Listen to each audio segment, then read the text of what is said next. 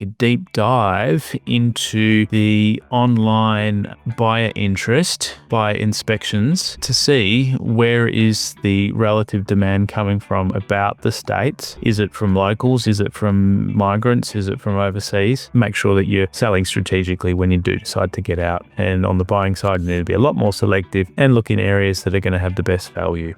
And the best potential for growth. And we've got the whole trifecta review for analysing which properties are likely to be high performing. When we speak to a lot of investors, they feel like, hey, we should have got in 2, 3, 4 years ago. You can't kick yourself for that. What you got to do is get yourself a good strategic plan that doesn't just look at the next year or two, but projects forward and helps you build out a 10, 20-year plan so that you can be doing the things now to set yourself up for the longer term. Welcome to Perth Property Insider, where you will learn how to grow your wealth and improve your life using Perth property.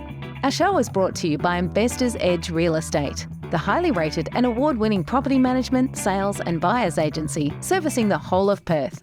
Now, here's your host, Jared Mann. G'day and welcome to another episode of Perth Property Insider. Today, I'm looking at how the east to west population shifts are continuing to supercharge the Perth property market.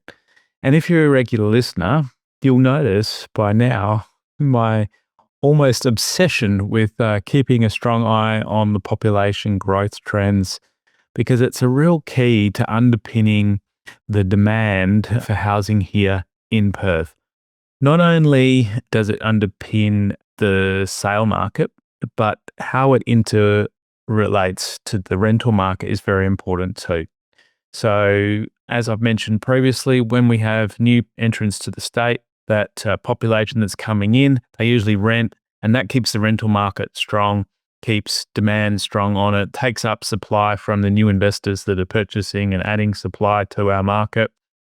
And it's important that vacancy rate stays fairly stable in order to see at least a neutral or uplifting rental market as far as prices go. I'm speaking here purely from the investor perspective. I fully get there's the social aspect we need to consider as well, and we definitely want to have enough housing for everyone, and these dynamics are always, at play. And I get that there's both sides to the coin, because there can be a lot of difficulty for tenants, especially to find rentals, and that is only going to continue as the population growth continues and the new entrants continue into the state. But why that's then important is for house prices and, looking to the outlook ahead.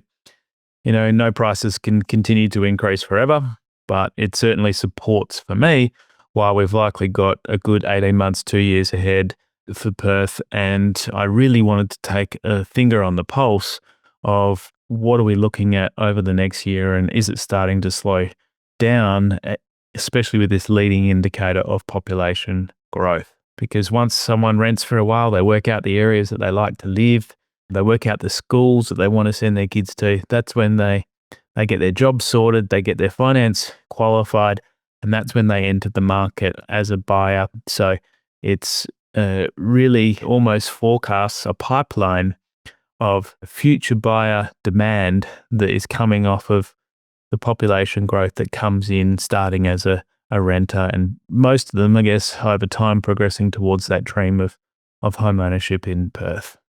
So in today's episode, I'm going to take a deep dive into the online buyer interest by inspections to see where is the relative demand coming from about the states. Is it from locals? Is it from migrants? Is it from overseas? And that can be an even greater leading indicator, because if people are searching online for places to buy and looking to move over, then that's going to indicate that they'll be eventually finding that place and then making the move and becoming a migrant. And those are the people that initially purchase instead of rent. So very important to see. And when we look at that relative online interest, we can get that to be a lot more current. So I've got data for July and I've got it for each month. Whereas when we look at the population growth data, the most current data we can get is to December. And so I'll recap on that and how it fits into the overall context of things. But the online search interest also represents the investor cohort, and they contribute to those searches. And I'm definitely seeing them very active in the market again. It's almost the levels that we had in September last year before things started to cool off going into the state and the federal elections here. And now that we've had another interest rate reduction this week, our third one for the year, boy, oh boy, I think it's going to be at the super hot levels again. So a great time to be thinking of selling if you have wanted to get out of an asset. Still a good time to be buying and using your equity if you've got some. You need to be a lot more selective now and be purchasing in areas that are more undervalued, that are going to have likely a longer runway ahead. I had a situation on the weekend where I sold a property 160,000 above asking price. We were initially asking from 599. This one had development potential. I was expecting low 600s. We sold it for 760. So, boy, that seller was happy with the outcome I got them. And I think it's a record. I can't remember selling anything that far above asking price previously. And we had a whole strategy around how to maximize that price when they were exiting. So I usually say, make sure that you're selling strategically when you do decide to get out. And on the buying side, you need to be a lot more selective and look in areas that are going to have the best value. So, and the best potential for growth. And we've got the whole trifecta review for analysing which properties are likely to be high performing. Now let's go into this data, shall we? And I'll unpack it for you. So Little Hinges released a sight unseen report where they looked at the online search interest from January to July and looked at the interstate percentages versus the international interest. And Perth was a clear standout on the percentages of both interstate. So when we look at across the capitals, the interstate average of outside search interest in properties that are being sold was 23%. That's the average among all the states. So Perth absolutely smashed every other capital city and topped the list with 39.7% of its search interest being from interstate, other people outside of Perth. That is just massive. So when we go down the list, the next highest was Brisbane with 24.3, so 39 versus 24.3. Gold Coast 21.9, Sunshine Coast 23.7, Sydney the lowest interstate buyer search interest 11.2%, and Melbourne 18.4. So 39.7, that's just massive. It's almost double any other capital city as far as online search interest goes from interstate buyers. And then when we look at the international share, the average was 6.5%. Interesting that Sydney had double the international average. So people, when they think of moving to Australia, they think, oh, I want to live in Sydney. I want to live where the Sydney Opera House is and the Sydney Harbour Bridge. That's got double the search interest. So people are coming into Sydney, and then Sydney's had the largest outflow of people. So they come in, work out, shit, this place is bloody expensive. I can't afford to live here. The postcards were great, but I'm going to move to a more affordable city with greater jobs and greater lifestyle on offer. And hey, let's go west to Perth or up to Queensland, where both of those things are appearing a lot better than Sydney. But Perth, as far as international goes, we only had 6.1% of our online search interest to international searches. We compare that across the others. That was the same as Brisbane. Sunshine Coast had 4.8, Gold Coast had 5.1, Sydney 13.2%, and Melbourne was bottom of the list with 3.7. So you can see why Melbourne, as an economy, as overall cycle, it's still down in the toilet a fair bit. Good opportunity there as far as the prices go, and we are buying in there for some clients selectively. We've got all our partnerships set up on the ground to make that a smooth transition. We're using our research methodology. We've got a local inspector on the ground and local partners in property management. So we are able to facilitate that for you if you do want some diversity on Perth, because for me, it still is a good 2 to 5 year option. But Coming back to Perth, just a standout when you look at this online search interest and where it's coming from compared to the other capital cities still. Just real quick before we continue on with the episode, are you getting my email updates yet? If you're not, you're missing out on our suburb intelligence reports, which we tailor and prepare for your individual suburbs of interest, showing advanced stats and insights. Must get onto those. And I also send out exclusive invitations to our events, including webinars, sundowners, and workshops. So if you're not getting those, head on over to investorsedge.com.au/join and make sure you're receiving my email updates. When we dive a little bit deeper into number one sort of international places that are looking for Perth, it's coming mainly from the UK, Japan, and Singapore. So interesting, where you'd say that there's some of our strongest allies, some of our Singapore's close as well. So those are the international top three. When it comes to where the majority are coming from for interstate, it's mainly from New South Wales, the online searches. So very, very interesting to see that we've really heated back up again with that buyer interest. And that's what I'm seeing out there in the market. So how does that fit into the larger context of the actual population data that was most current through to December of 2024? So we'll be keeping an eye out for the next release. But at that stage, Perth had the highest percentage of population growth. If you don't remember me saying in my last quarterly update, we had 2.4%. The next highest was Queensland with 1.9%, and then Victoria with 1.9%. So we were a standout as far as the actual population growth of people moving, and that data was to 31st of December 2024. So we will keep an eye on that. And when we look at the net interstate migration at that point as well, December 2024, WA had gained 12,000 from the net interstate, once we looked at people going out and people going in. Queensland gained 25,000 and New South Wales lost 28, which was a huge loss for them. 3,000 Victoria loss and 1,500 loss in South Australia, 2,500 loss in Tassie. So only two states had a net interstate population increase, being Queensland and WA represented the highest percentage terms overall of annual population growth at 2.4%. So very interesting. Why are people moving here? It's because of the cost of living benefits still relative to our high incomes and our lifestyle appeal. So fabulous place to raise families, and the word is out there, shall we say. Now, when we look at what is actually projected ahead, we had 2.4% over the year to December.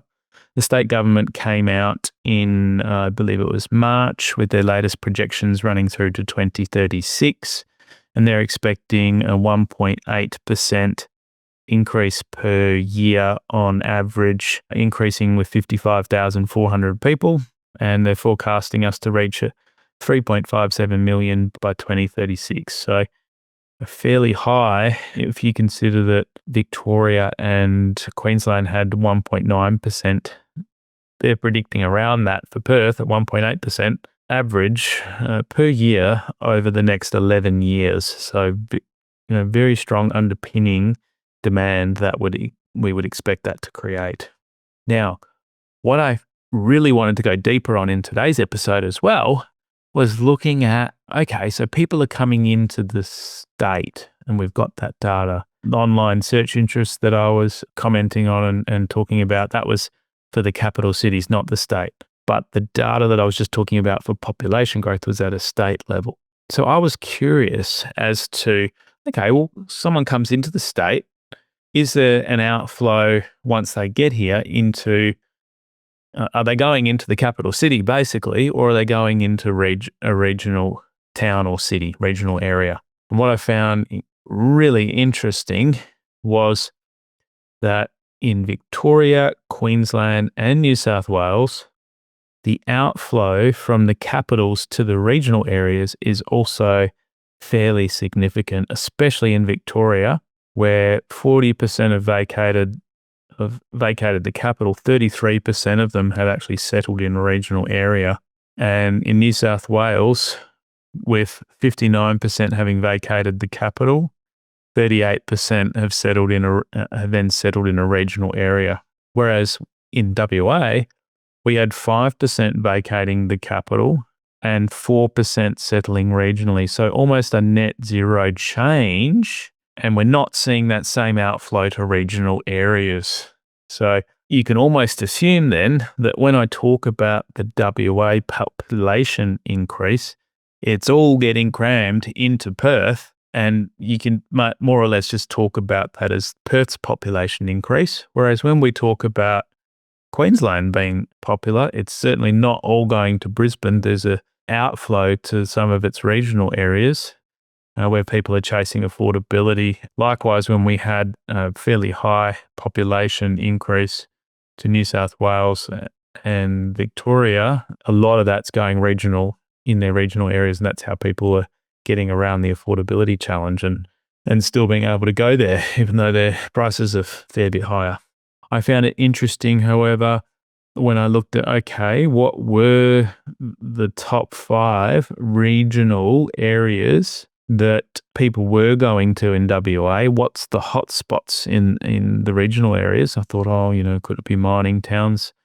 Where are they going? No, it was Albany number 1, Harvey number 2, York number 3, Capel number 4, and 5, Dandaragan. I'd never even heard of that place.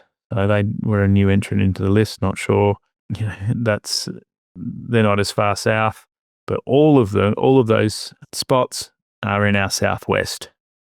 So I think that's indicative of people coming over, making that lifestyle change, we're not talking about a change to a regional area for mining or anything.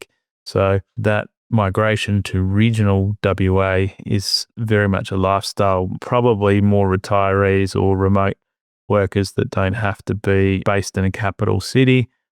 And interesting that of those 4, the 4 that I'd heard of, they're not all the prime southwest spots. They're more, from what I see, the affordable southwest spots. So we didn't see Margaret River in there, did we? We didn't see Bunbury, Bustleton, all those other hot spots you'd expect. People are instead going to where it's a bit more affordable. So interesting. So what does all this mean for buyer demand and growth in Perth? What it tells me is that we've still got a lot of momentum coming to Perth, and Perth being the favourite still. People were wondering, hey, is Perth going to slow down? There was it took a breath across the first 6 months of this year, but things have really stepped up in the last couple of months, and this data is really supportive of it. And when we look at the trend of the online search interest, it actually significantly increased for Perth compared to the start of the year, where we were just 19% interstate interest for Perth in terms of online search interest share. Now we're about double that.